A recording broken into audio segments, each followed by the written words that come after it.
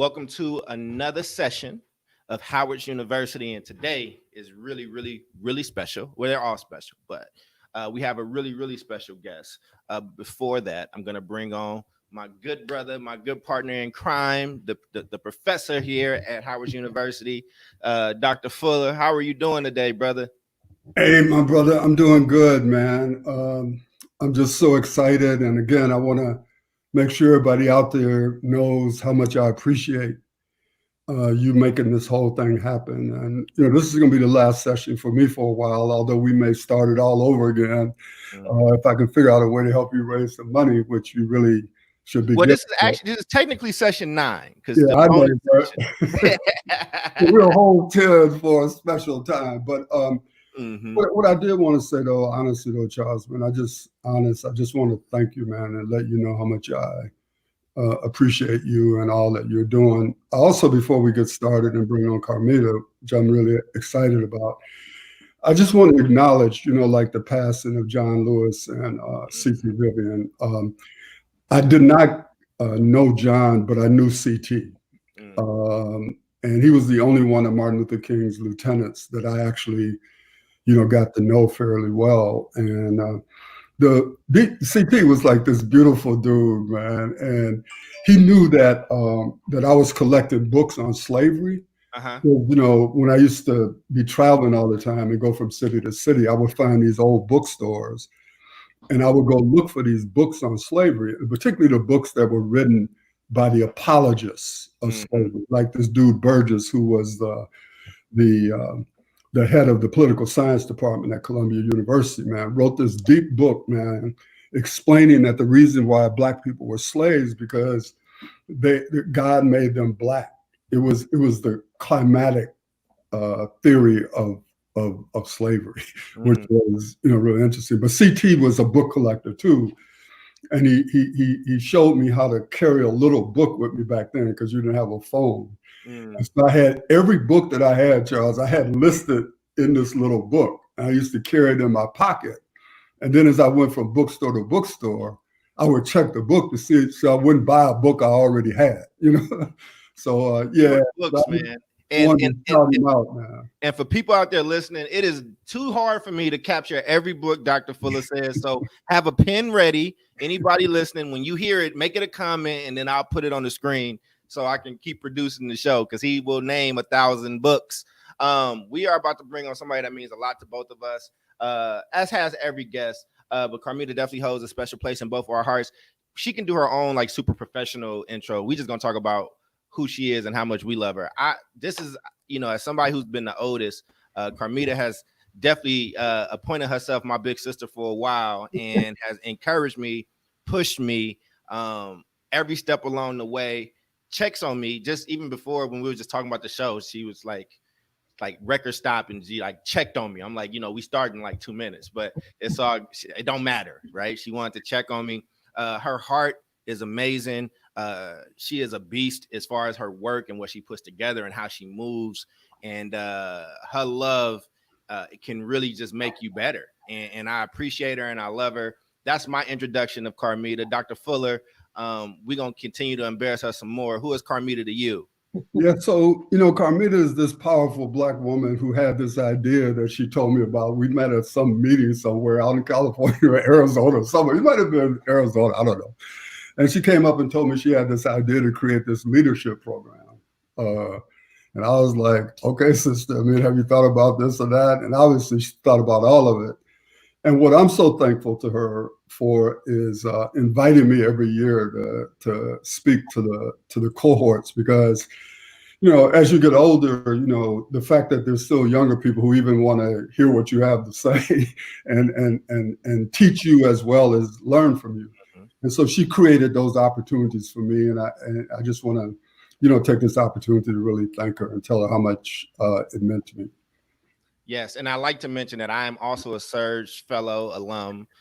So I don't want no smoke or to get knocked upside the head if I don't mention that. Ladies and gentlemen, my sister, and we have the same hair right now. Carmita, how you doing?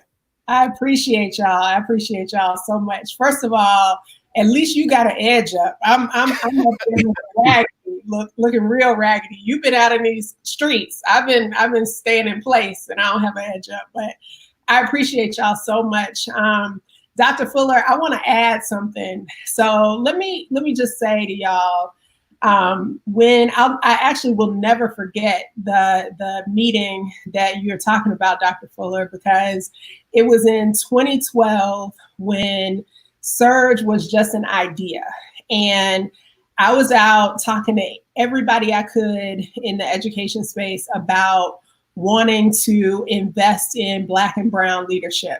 And very unapologetically saying at the time that we can't keep talking about education as the civil rights issue of our generation, and we're not acknowledging that it's all white people saying this, and the people who are suffering the injustice are not at the forefront, are not leading this so-called movement, which we'll get into Dr. Fuller's opinions about how much of a movement we are a little bit later. But I just appreciate it, and I've told you this privately, but I want to say publicly, it meant the world to me to have like OGs, brilliant minds and folks who have been in this work like you, Dr. Fuller, say to me to keep pushing, because I had so many detractors. I could tell so many stories about people in this, so-called movement who did not want to see Surge happen, who did not want and did not appreciate this idea that we would unapologetically invest in the genius and brilliance of our people to address the issues facing our community. So at moments when you are trying to break through and break through the status quo, you need folks to have your back and tell you to keep pushing. And you were that for me. Even in that short, small interaction, you did more than you ever could have imagined, which is why it is my blessing and honor to have you impart wisdom on our cohorts year after year. That was beautiful. That was extremely beautiful, man. So real quick, do you want to just tell these people what Surge is before we hop into, because once we get into King, I feel like we're going to go down that hole. So let people know what Surge is and what y'all talking about. And he talking about cohorts and all that stuff. What is this thing? So we are a leadership accelerator for folks of color working on behalf of young people and communities. Our aim is to effectively create space for our people to come together, to learn, to do some healing work, to do some collective growth, and ultimately some collective action. I say we're not leadership development per se, because we ain't grooming stuff. Our people are already brilliant. They're already leading. And what we want to do is amplify, elevate the genius that already exists within our communities and create space for them to do both the internal work, but also the collective work to develop solutions for our community. So we kicked that off in Chicago in 2015. We're now in Chicago, Oakland, Kansas City, and Indianapolis. And y'all will both appreciate that, whereas in the first couple years, I constantly had to explain why Surge needed to exist. I was constantly having to, particularly with funders, answer the questions, well, why can't it be for all people? Why can't, which really meant, why can't white folks be a part of your cohort, or those sorts of things. And now, because of the collective consciousness that has been raised in light of Breonna Taylor, George Floyd, those of us who have, we've been Black and Brown, we've been living this. This is not new to us, but because the consciousness more broadly has been raised, now we're starting to see demand for Surge all across the country, which is, I'm cautiously optimistic. I'm gonna be honest about that, because I appreciate that folks are newly conscious, or, there's some wokeness happening, but I've also been burned a lot. And I know how fickle people's consciousness can be. So we are excited to be able to respond to the demand, but we want to do that aligned with what our people want and need. not because people are trying to have knee-jerk reactions to this elevated consciousness. So that's who we are, what we do. Well, thank you so much for being here. And people, today we wanted to dive into, King's letter from Birmingham Jail, which is, I always have a copy with me. I always reprint it, scribble all over it. It's one of those things that you come back to a lot. And yeah, right, exactly, right. And Carmita does this in Surge, and we spend a day on it. I mean, we spend a significant chunk of a day on it, and it's just really powerful. And as we were doing the prep, Dr. Fuller and I were talking, because Dr. Fuller's just been everywhere. I don't know how he's been everywhere. I don't know how he knows all these people. I don't know what kind of time machine he has, but vampire. Right. But we wanted to start off with, I know a lot of people are familiar with it, but a lot of people may not be familiar with the context of it. So Dr. Fuller, can you help lead us into this conversation so we can give that letter the reverence that it deserves? Yeah, so I got both of mine, right? The one from the white dudes and then King's response. But yeah, so let me try to set the context for this. So in October of 1962, folks need to realize was the Cuban Missile Crisis. And so one of the things that Martin Luther King depended a lot on to try to, get support for the movement was to get the attention of the president. And so one of the things that happened as we talked through this, he was having a great difficulty doing that because Kennedy was focused on the missile crisis. And then because it got resolved in the latter part of October, he was kind of living in the glow of facing down Khrushchev and Russia or Soviet Union at that point. But so that was one of the things you need to keep in mind as we talk through this in terms of what was going on in the country. A second thing that was happening is that the FBI had made a decision to really make King like public enemy number one. And so they were coming at him on the fact that he was under the control of communists. And the person that they were using to talk about that was Jack Odell. Jack Odell was a Black activist. And you read different things. He said he wasn't a member of the Communist Party, but some of the research I've done said that he probably was. And so the FBI used the fact that he was a communist to begin to monitor all of King's telephone calls. And so at some point in time, you get into the history of Martin Luther King and his relationship with Hoover. They had a lot of personal information on Martin Luther King because they had tapped all of his phones, all of his phone conversations, both personal and political. So King was in a very difficult period coming into Birmingham. They had not been as successful as they wanted in the Albany movement. The president's idea about what needed to happen in the country was elsewhere. And so King was at a moment, man, where he really was struggling. I know it's hard to believe, because all we ever hear about, and we should, is the greatness of King. But there were also deep periods of struggle for him. And this is one of those periods. And his sort of power at that point in time had diminished somewhat. So what King decided to do, and there was a lot of discussion, so I'm only going to get into part of this, but to go into Birmingham. But they wanted to keep it a secret. And so on January 10th, 1963, King convened a meeting in Dorchester, Georgia. It was at the Congregationalist Church had a retreat center there. And King did not tell everybody about this, and he didn't take everybody. There were only 11 people there. So it was Reverend Shuttlesworth, Reverend Lowry, Reverend Abernathy, Andy Young, Dorothy Cotton, Clarence Jones, Jack Odell, Stanley Levinson, James Lawson, and Wyatt T. Walker, and King. And Martin Luther King had actually gone to Jamaica for he went after this, but I'll just skip that part. But so what happened was that he asked Wyatt T. Walker to put together a plan, and the plan became known as Project C.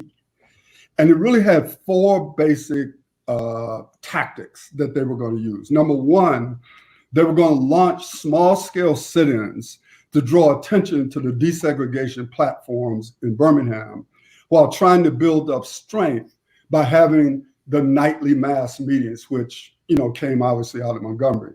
The second thing was that they were going to organize a generalized boycott of the downtown business section and then move to larger demonstrations. The third thing was that they were going to move up from the demonstrations to mass marches, and the purpose of the mass marches was to enforce the boycott and start filling up the jails. And then the final tactic was that if necessary, they would call on outsiders from all over the country to descend upon Birmingham, like what happened with the Freedom Rides. And then the idea was to cripple the city under the combined pressure of the publicity, the economic boycott, and the burden of overflowing jails. So that was the plan. And that plan was agreed to at this meeting in Dorchester. And Y.T. Walker was the architect of that plan. So then what happened is that they left Dorchester, and the FBI filmed all of them leaving as they went to the Atlanta airport, right? And so they knew everybody who was in the meeting, plus they had overheard some of the conversations that took place relative to planning the meeting. So you got this period now where King is struggling to make this happen. You got all this stuff going on in the country. You got the FBI after him.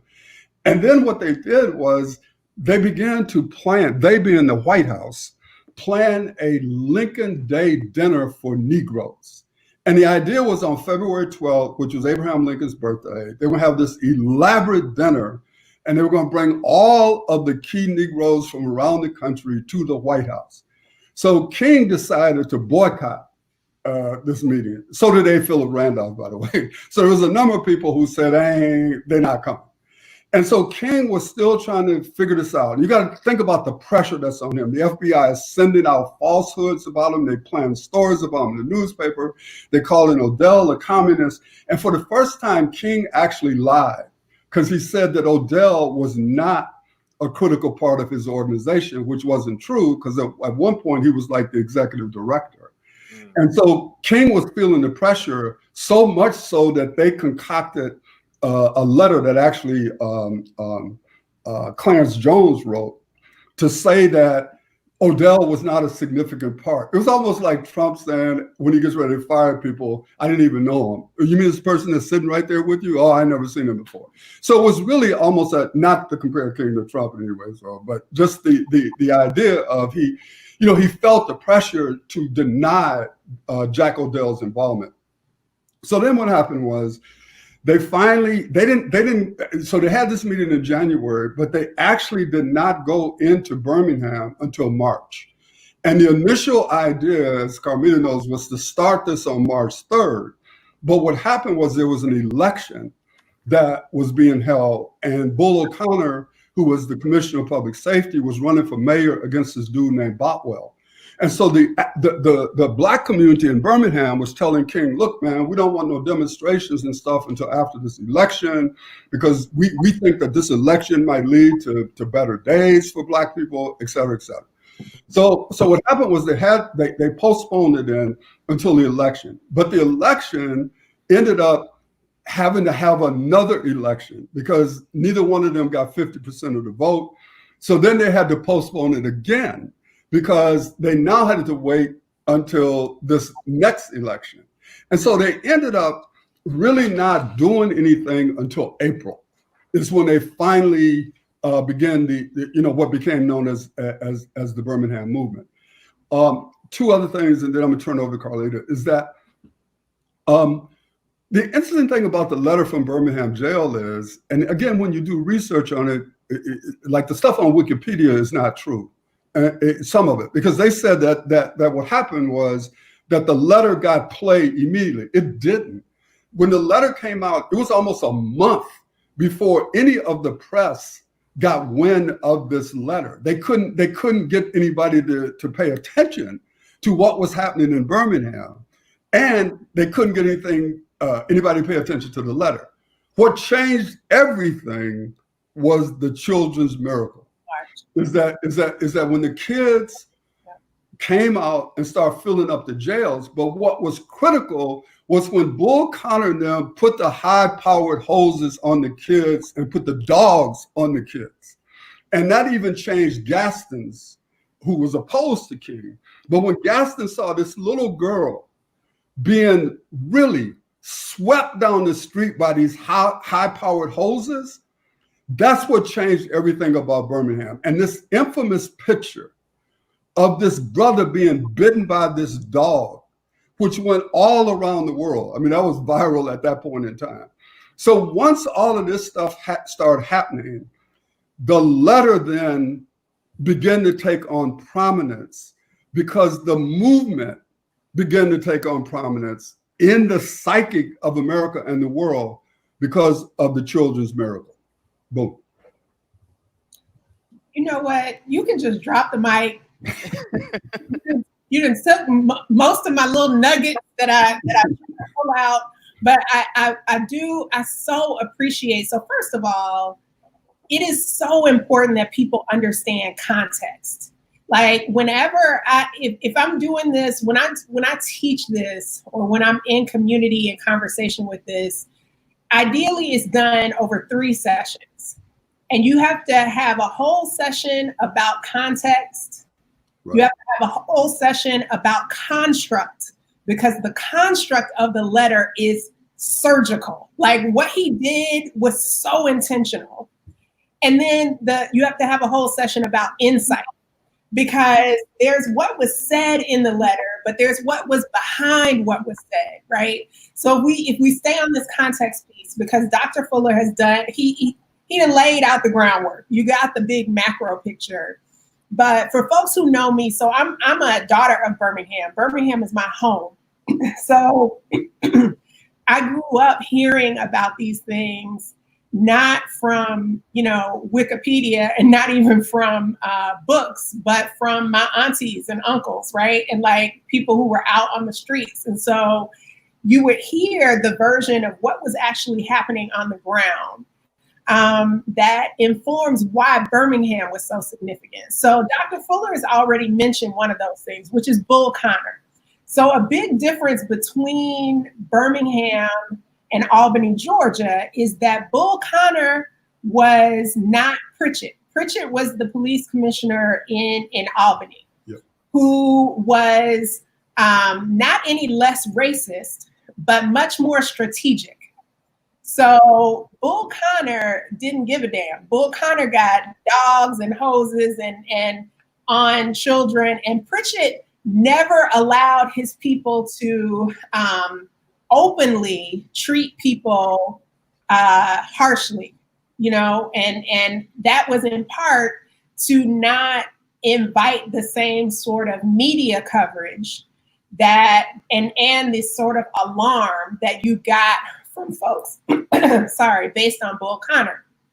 The other thing is Bull Connor, as the commissioner of public safety, wasn't just over the police. Like people miss this part. Bull Connor, as the commissioner for public safety, was over the fire department, schools, libraries, and the police. So if you think about all those resources that could be gathered, it meant that folks were being attacked on multiple fronts. But let's take a step back. So when I talk about context, Howard has laid out the big macro context. But you also have to understand that when this is written in April of 1963, you have to understand what has already happened in the civil rights movement. Like, this didn't start the civil rights movement. I know most folks, y'all are sophisticated, y'all know this, but you would not believe how many folks don't actually understand the length and the depth of what happened and the strategic nature that led to, the Civil Rights Act of 64, voting rights of 65, so on and so forth. So you understand, I think you better understand a lot of what King is saying in the letter if you go back to understand, okay, you had Emmett Till in 55, you had the Montgomery boycotts from 55 to 56, excuse me. You had Little Rock in 57. And you keep, sit-ins, freedom rides. And the importance of acknowledging all that is to understand all of the groundwork and the revolution that had been happening very strategically in very specific sites, in very specific ways that led to Birmingham. Now, Birmingham was affectionately, and it's horrid to say this and think about this now, but was affectionately known as Birmingham. Now, I know y'all understand why that is, but the data that I've seen shows that between 1945 and 1962, there were between 50 and 80 unsolved bombings in Birmingham, in and around Birmingham. So while people are very aware of the 16th Street Baptist Church bombing in 1963, what they don't realize is that people in Birmingham, Black folks in Birmingham, have been living in fear and under the terror of racism for decades. So there were bombings in people's homes. There were bombings at schools. There were bombings at businesses, Black businesses, frequently. But what made the 16th Street Baptist Church so egregious was that it was a Sunday, and it was a church which was sort of an unspoken rule that no matter how hateful and awful these people were, that they couldn't imagine that they would bomb a church. Mm-hmm. And that highlighted, that brought something to the forefront of the collective consciousness that Black folks had been experiencing, but it raised awareness nationally in a way that I know we're getting there with this, Charles, but I just want to make this tie. Do your thing. You got this. I want to make this tie to why this is relevant today, right? So right now, we are experiencing an increase in collective consciousness about the terrorist, racist activities that Black and brown folks have experienced in communities since the beginning of time. There's a greater consciousness because of Breonna Taylor. There's a greater consciousness because of George Floyd. And you've now got all of these folks, these allies, co-conspirators, who are newly awakened to the reality that we've existed in. And while that may cause some skepticism from some of us, I also the reason that I connected to this letter and what was happening in the civil rights movement in this time is that it also provides an opportunity. There is an opportunity to leverage this greater consciousness to figure out how we amplify those folks who are really doing the work on the ground, get it invested in, and get greater elevation of the good work that's already happening. So if I get a little bit into the content of King's letter, well, first, let me do one more point on context. You slid this in there, Dr. Fuller, but I'm gonna elevate it because not everybody is on this game. If you haven't read the letter from the 8 clergymen that King was responding to, then you are missing a whole part of the letter. So there was a letter that was published in the newspaper. It wasn't, King's name was never mentioned, right? because folks like to do that sneak dissing thing, right? So it was signed by 8 clergymen. It was rabbis. It was Catholic priests. It was an actual interdenominational attack on the quote unquote outsiders who were coming in and wreaking havoc in Birmingham and being disturbers of the peace. And if I can quote one specific thing from this letter, they said, just as we formally pointed out that hatred and violence have no sanction in our religious and political traditions, we also point out that such actions as incite to hatred and violence, however technically peaceful those actions may be, have not contributed to the resolution of our local problems. Now, the reason I read that specifically is I don't have to connect the dots directly. Y'all already know, right? This is part of the enemy's attack, right? It is to say, I'm not saying it's not wrong what's happening. Like the violence is yeah, that's really bad. But your reaction to the violence is inciting more violence, which of course now makes it my responsibility that somebody is whooping up on me, right? Like it somehow makes it I have to take responsibility, or at least that's what they're implying. And the reason that if for folks who haven't read it, find it and check it out, because it also gives you greater context to understand why King pointed out the things that he did in his letter. For example, he makes sure in the first, page or so to highlight Reverend Shuttlesworth and the work that had already been done in Alabama before he even got there, right? That's honoring the work and the legacy of folks who have been on the ground in the trenches doing this work, and acknowledging that promises have been made to those folks, particularly around desegregation in retail and voting, that had just been broken. So again, this is a lot, and we can spend days and days and days on this. But these are the kinds of details that are just important to understand, because I see a lot, and I think we've all seen a lot of attempts at movement making, right?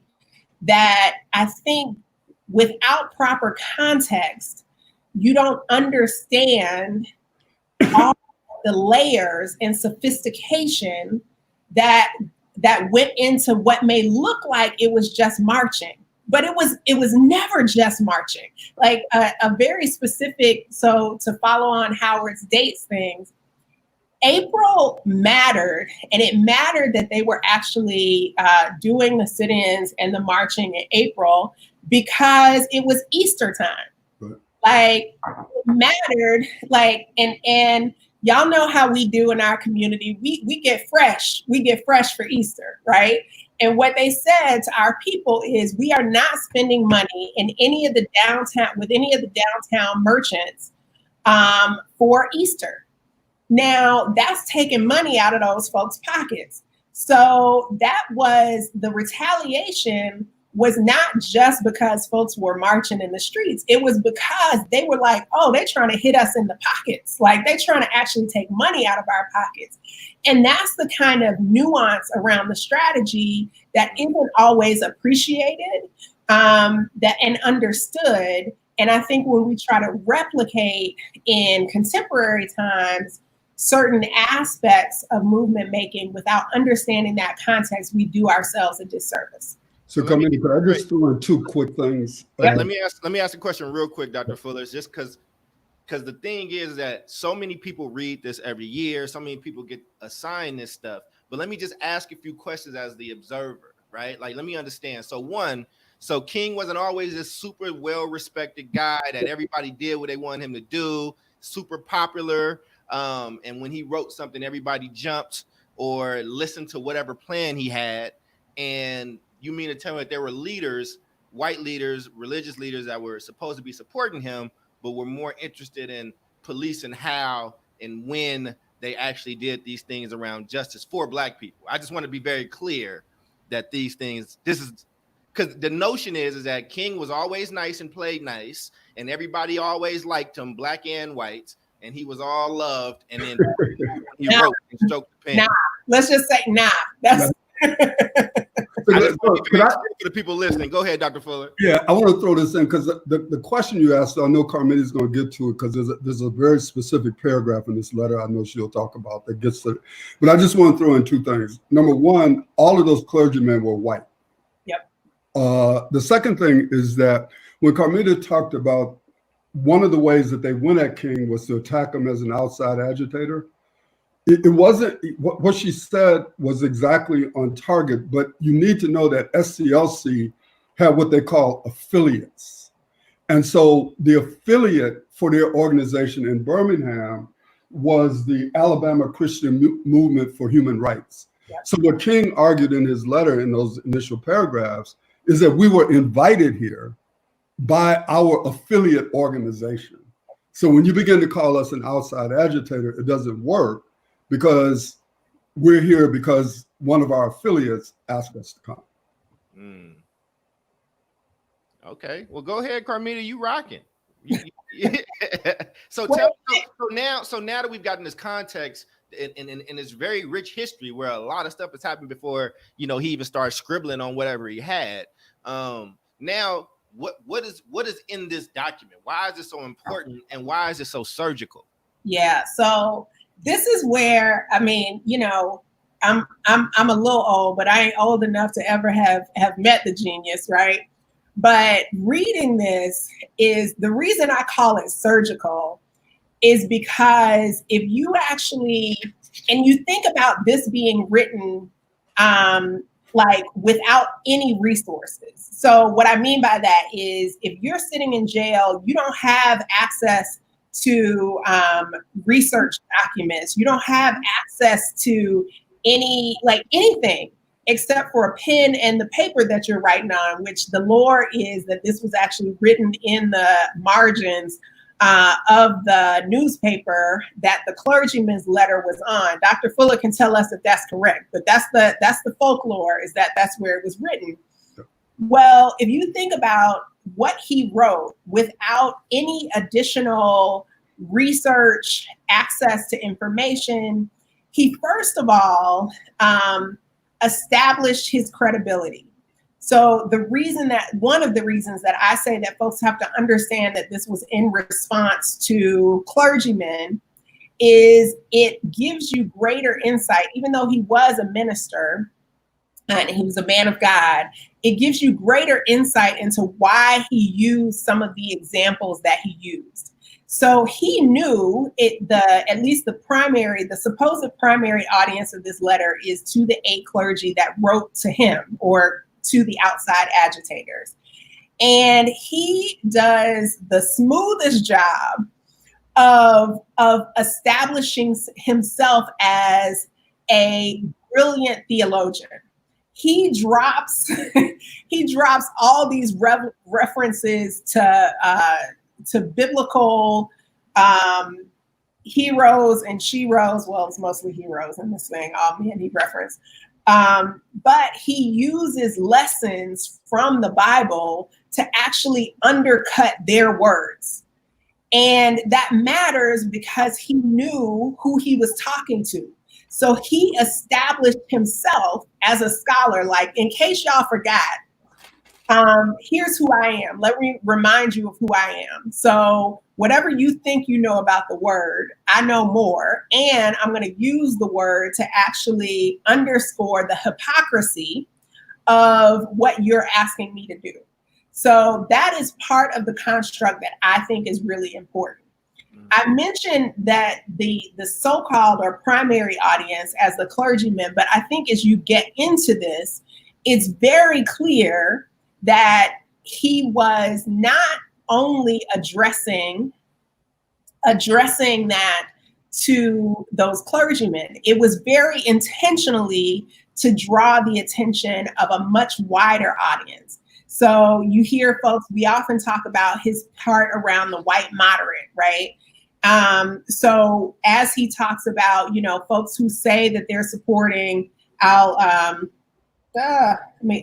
read that in just a second because I want to make a bigger point around that.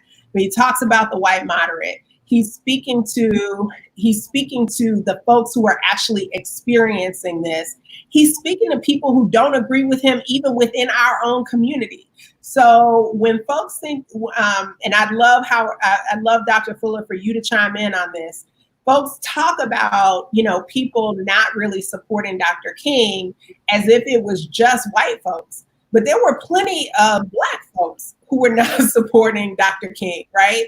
When he talks about standing in the middle of 2 opposing forces in the Negro community, that first, people always want to pit this Malcolm X versus Martin Luther King thing because it sells papers and movies and all this other kind of stuff. When the truth of the matter is, his greatest impediment to real momentum in lots of communities was Black folks who were doing okay and didn't actually want these radical, quote unquote, so-called radical folks to come in and mess up their kind of good thing, even though we know it wasn't necessarily a good thing. But there was, and the reason I highlight that is because we can have this revisionist history that doesn't allow us to understand what happens in our own movement, which is this level of infighting and destroying movements before they even happen within our own community,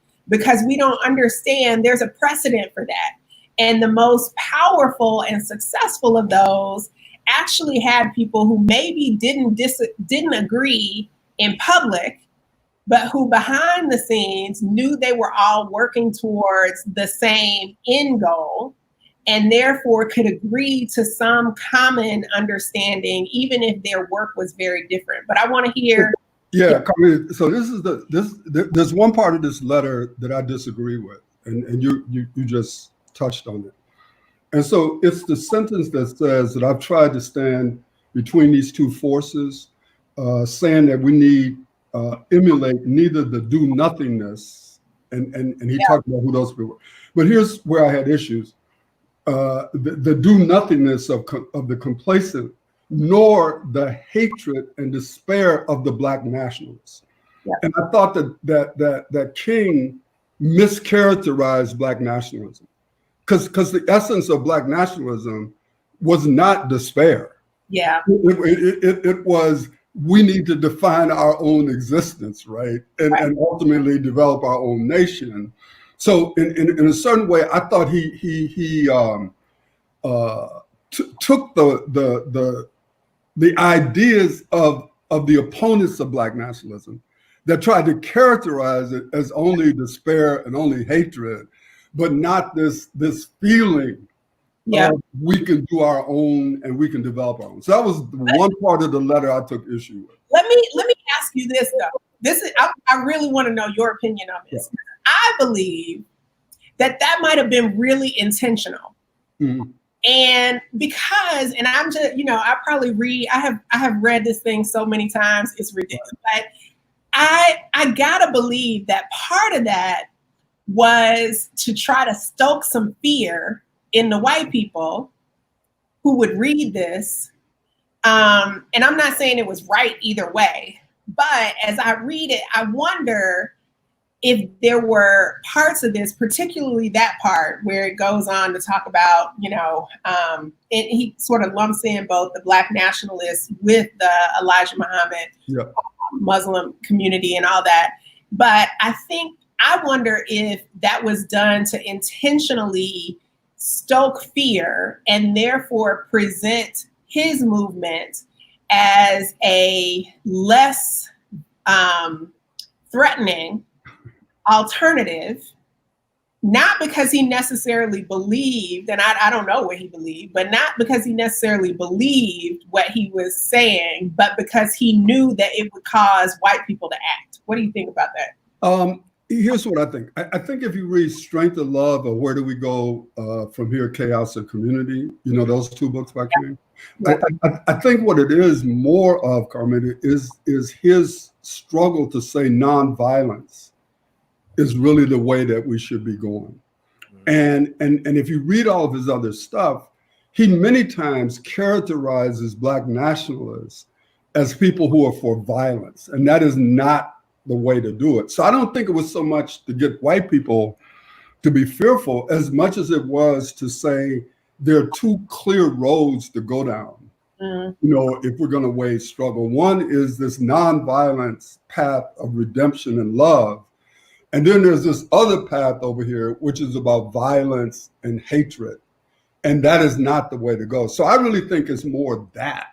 Got it. But I would even add in too, though, right? Like even kind of in my research, I mean, again, part of when I talk about King, I like to humanize him and like as a man with an ego and emotions and feelings as well. I think Black nationalists at the time, from my research, was also like very vocal about him and the role that he played and the access that he was the people that they felt he was trying to play to, right? So I think, you know, when people are trying to have you keep a certain type of veneer, right? I think he probably meant a little bit of that too, Dr. Fuller. I think it was like, no, I think he fundamentally meant it. Yeah, like I just, because I think the thing about King is he had very deep core beliefs, and that's stuff we talked about in the beginning, Carmita, of establishing myself as a man of God, as you know, like I love the church, even though I'm mad as hell at the church.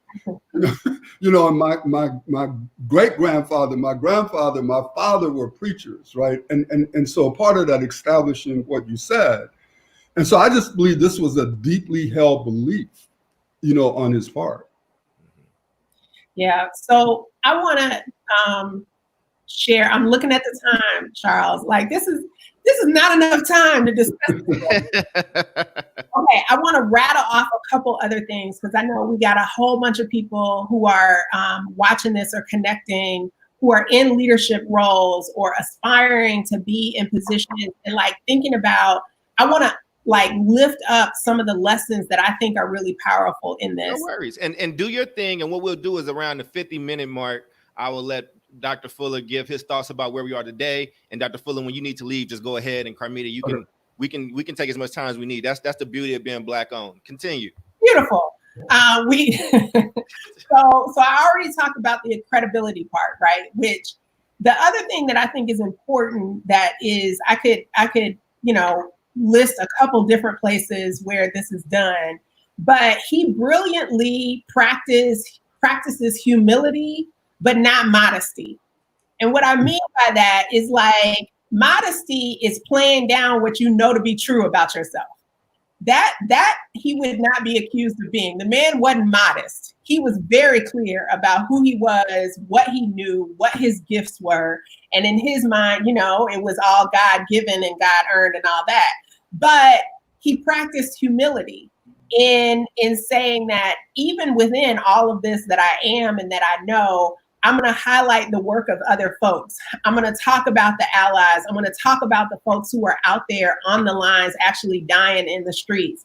And, you know, so I gotta, there's this one point that I just want to mention because I also think he was kind of funny. So in the opening paragraph, he says, okay, while confined here in the jail, I came upon your statement, so on and so forth. Seldom, if ever, do I pause to answer criticism of my work and ideas. If I sought to answer all of the criticisms that cross my desk, my secretaries, plural, would be engaged in little else in the course of a day. Like, that is the kind of thing where, like, when I read it, I'm like, oh, that is like low-key shade. But it's so intentional, right? Like, I need you to know my stuff is so tight and we are so dope. I got multiple secretaries and I usually wouldn't even have the time to respond to your little penny ante stuff. But while I'm here in jail, let me go ahead and do it, right? Like, that's the kind of thing that to me is like, when I think about leadership lessons, we are often, particularly folks of color, and I'm going to say specifically Black folks, are taught to play, you know, modest, to be less of ourselves in order to be acceptable. And the truth of the matter is you got to own your power and you got to know your worth and walk in that. And that doesn't mean not to be humble. It just means not to pretend like you're not who you are. And that is one that, to me, that's a big lesson that comes out of this. Another one is he was brilliant in modeling, balancing the rational with the emotional in his arguments. So you get all of his quoting and citing of Aristotle and Socrates, but you also get this really lengthy, it's too much of a paragraph, but this really lengthy paragraph where he lays out directly, and I'll pick up part of it where he says, until, like, this is the part, Dr. Fuller, where he's basically like, until you walked in our shoes, until you had to see the depressing clouds of inferiority begin to form in your 6-year-old daughter's little mental sky and see her begin to distort her little personality by unconsciously developing a bitterness towards white people. Like, he goes on for a full page of this masterful, emotive experience that puts you in the shoes of the folks who were experiencing what our people were experiencing. And then he balances that on the next page with all of his like scholarly references to historians and the Bible and all of that. So to me, one of those leadership lessons to me is how to balance the rational with the emotional, knowing who your audience is and knowing how you're going to get your point across and be most effective given that audience. You know, what's interesting about that part, Carmita, is that is a 315 word sentence. Because when you really look at it, he used semicolons and commas. Yeah, it was really one sentence, but it was 315 words, right? That he put into that, which to me was like unbelievable. That's wild. Yeah, so I know I'm gonna have to cut up, but Carmita, I hope you'll get into the one paragraph. I mean, there's all kinds of paragraphs, but the one paragraph that I think is really central to what we're seeing today is the one where he says, "First, I must confess that over the past few years, I have been gravely disappointed with the white moderate. I've almost reached the regrettable conclusion that the Ku Klux Klan, the White Citizens Council, is not the Negro's greatest stumbling block in his stride toward freedom. It is the moderate who says, I agree with you in the goal you seek, but I cannot agree with your methods of direct action. You know, who paternalistically believe we can set the timetable for another man's freedom, who lives by the mythical concept of time, and who constantly advises the Negro to wait for one more convenient season. Shallow understanding from people of goodwill is more frustrating than absolute misunderstanding from people of ill will. Lukewarm acceptance is much more bewildering than outright rejection." If ever there's a sentence that applies to today, yes, or a paragraph, is that one. The role of white moderate organizations and moderate Negroes who start talking to people about this ain't the right way to struggle. I know y'all, blah, blah, blah, blah, blah. That to me was a critical one. Absolutely. And that to me, like that's the ending. That's where you end the conversation, right? It's like a couple things that I highlight always when I talk about this are first, the concept of negative peace, right? That's part of that quote. They prefer a negative peace, which if you really unpack that and unpack the pathology that has to go into what it means to not actually, to have order as your end goal, which is not the same as liberation, right? Those are actually very different things. You start to really, I think, you start to see the lens and actions of so-called allies very differently. It's like, what is the goal that you seek? Because what we're seeking is liberation, and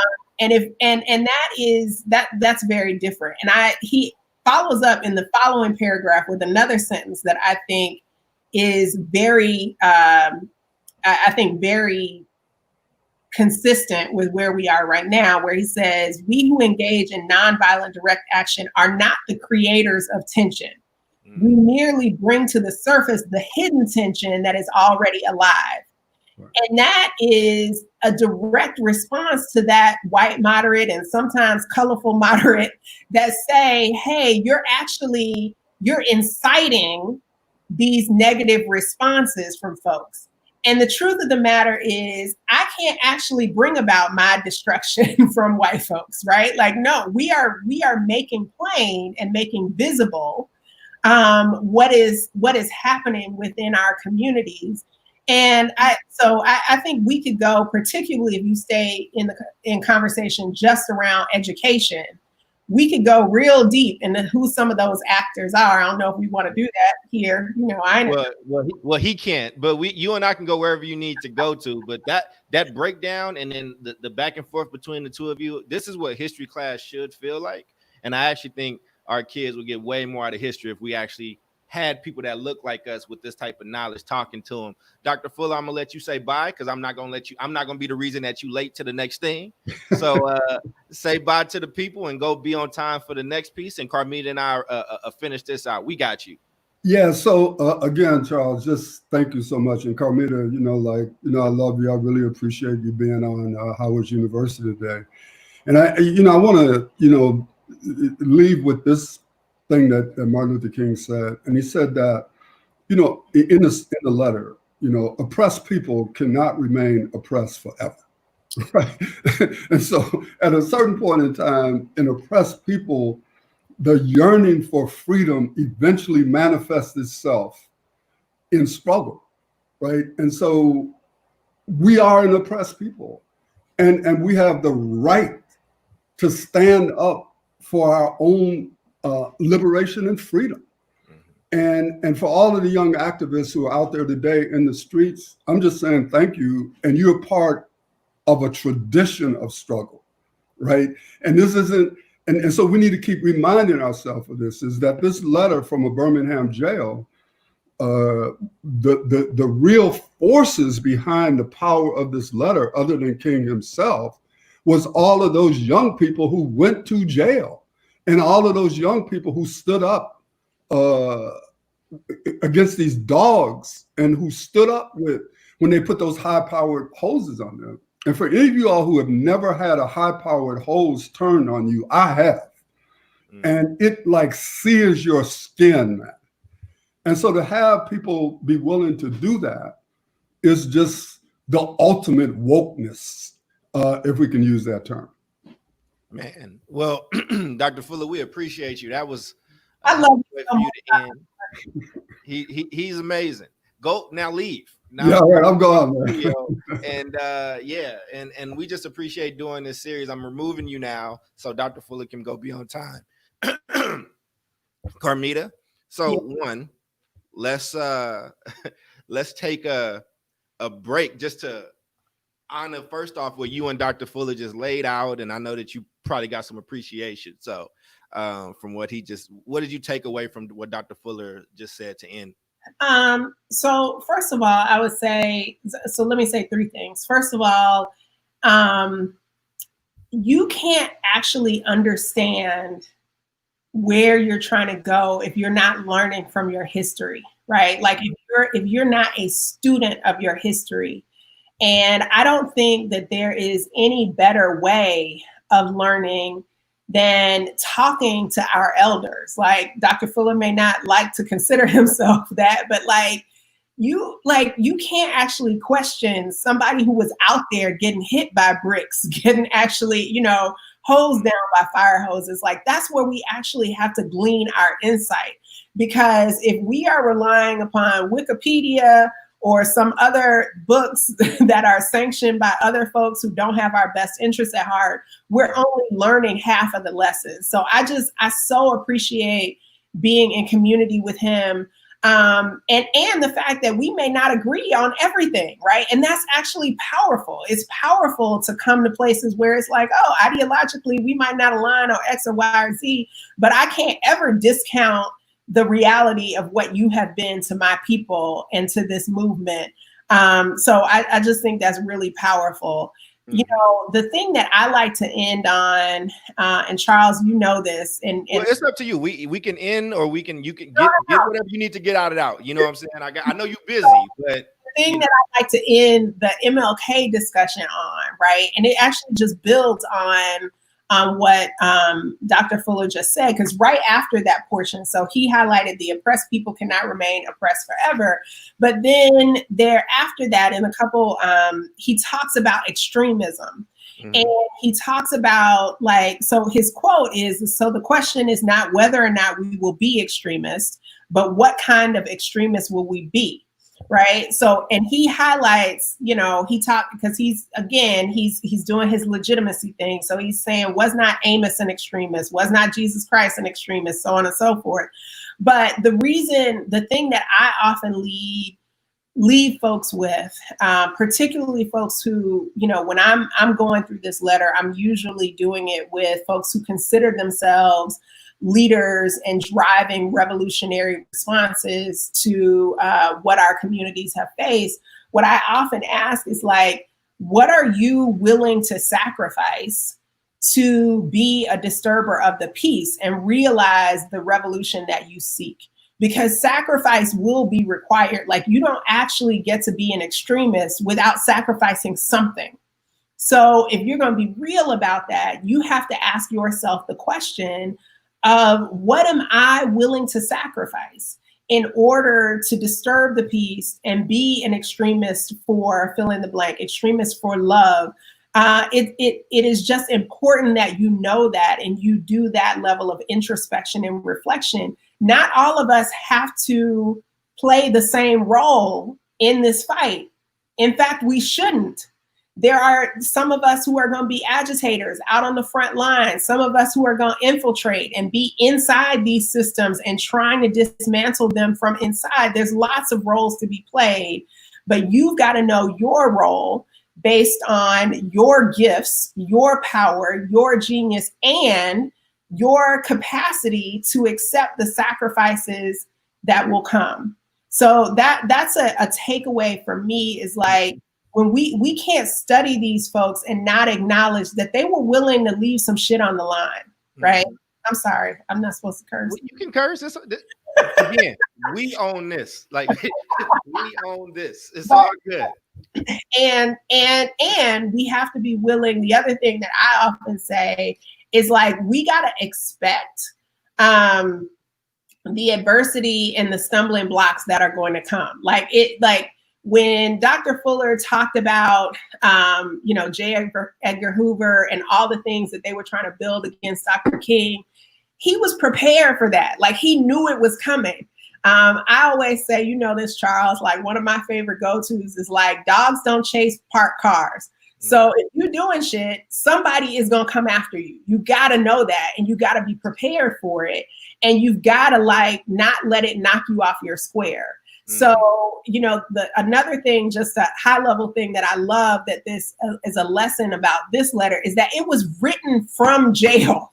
Like, not only was the man not scared to be in prison, but he said, I'm actually going to use this moment of being in prison to further elevate my platform, right? To further elevate the suffering of my people. So that's just, for folks who are out there who are leading this work, who are doing this work, I am humbled by you. I appreciate everything that you are doing to sacrifice and lead in this moment. And I ask folks to just continually ask themselves, what am I willing to sacrifice? And when those challenges inevitably come, know that those are just opportunities for you to further lean into the truth and the calling that you have. Well, and I appreciate that. I think you did an amazing job, and Fuller did an amazing job. As a researcher and a writer, there are other things that kind of stick out to me on this as well. And I know we talked about this in Surge, but first off, as a writer and a master of the written word and the spoken word, his use of ethos, pathos, and logos, like, throughout the entire thing, like, there are things, like, he builds a foundation and a bed for you to lay on, like, and like, I mean, it's just written so beautifully. I mean, too, the other thing that you point out was he was in jail. That means that he wasn't in his study. He didn't have his books and notes and things to reference. He was also frustrated at that time around the lack of support, both not just from these, like, moderates, which he really went in on, but again, his own people questioning him and prepping him up in different ways or whatnot. I mean, I think that it was just amazing. So I wanted to just say thank you so much for being here. I want to give you the last word to close us out, and I really truly appreciate it. Yeah, I appreciate you, sir. I do. I'm always push you. I'm always, like, push you to both take care of yourself while you're out here trying to change the world, because nobody asked us to be martyrs out here, right? Like, we can't actually drive our work forward if we're killing ourselves. You just always be worrying about me. Why are you? I'm fine. What is? Okay, I'm just saying. For all, it's not everybody else. Like, take care of yourself. We can't pour from a cup that's empty. So make sure you're feeding yourself and feeding yourself in all the ways, literally and figuratively. And then I can't, we haven't talked about this, but I can't walk away. And I'm a little late to this other thing. So I'm gonna say it's Charles's fault. Without acknowledging our fallen heroes. Mm-hmm. I'll try to do this without getting choked up. John Lewis and Reverend Vivica. It is.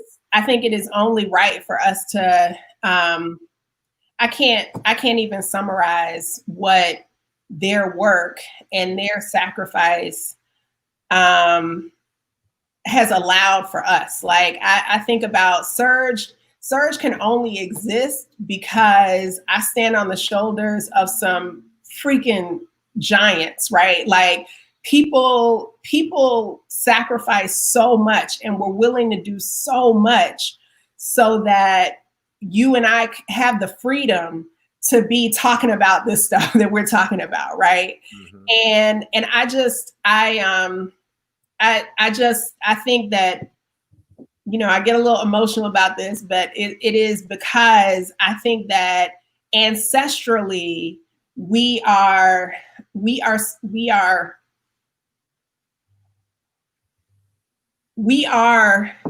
answer to the problems that we face as a community. Like, we are uniquely and supremely qualified to lead in this moment. We have been prepared to lead in this moment. And all we have to do is lean into it. And I think that while we have watched some of our heroes transition, it should encourage, inspire, and motivate us to say, like, we are the response. We can't look to anybody else to say, hey, let me pass this baton. Like, we have to be willing to be in it. We owe it to them. We owe it to the John Lewises of the world to actually lean into the lessons that they left us with. So that's where I am. That's what I'm sitting with today. And the quote that I've actually been sitting with of John Lewis's that I'll leave this audience with is, never let anyone, any person, any force dampen, dim, or diminish your light. I think that's so consistent with like a lot of the messages that are in the letter that we read. And, we got to know and understand our power in order to wield it to change, dismantle, and rebuild. So that's where I am. That's my acknowledgement. And that's what I wish for everybody under the sound of our voices. And Carmita, I love you. And I know that you love us. And thank you so much for everything that you've done, that you're doing, how you endure. And at some point, I really hope Carmita has a book and it comes out where you can get the full scope of who she is. She is the personification of love. And I said I got like 4 of them started. That's what she is, the personification of love. And I know that everybody that meets her and knows her and Surge and everything that she touches and has done, she's been nothing but a role model, a friend, a sister, sometimes a mother when we need one. And I love you and I appreciate you. Thank you so much. Love you. And congratulations on the addition to your family. I've seen the pictures of the dog. I can't leave the dog out. I know you love this dog. And to George, I wanted to send my love to the entire Semaan clan. Thank you. We appreciate you. All right. Thank you. Have a good one. You can head out. Ladies and gentlemen, you've been listening to another session of Howard University. Now, listen, we've done 10 sessions. Have to check in with Fuller about what that last one looks like or when it's going to happen. We've done 10 if you count the bonus. But this has been an amazing opportunity and pleasure. And it might be something that we try to continue in other avenues. There are some other folks that we'll be doing shorter arcs with, but I hope that you've gotten some from this. And if we've benefited you at all, please share this. Please like it. That way we can get more people to see it. I'm not spending money and doing, marketing or whatnot. I ain't got, that's not in these pockets, but you can help us get this message to folks. So thank you all very much For Carmita, for Dr. Fuller, I am Dr. Charles Cole III, and this has been another one of Howard University. Peace.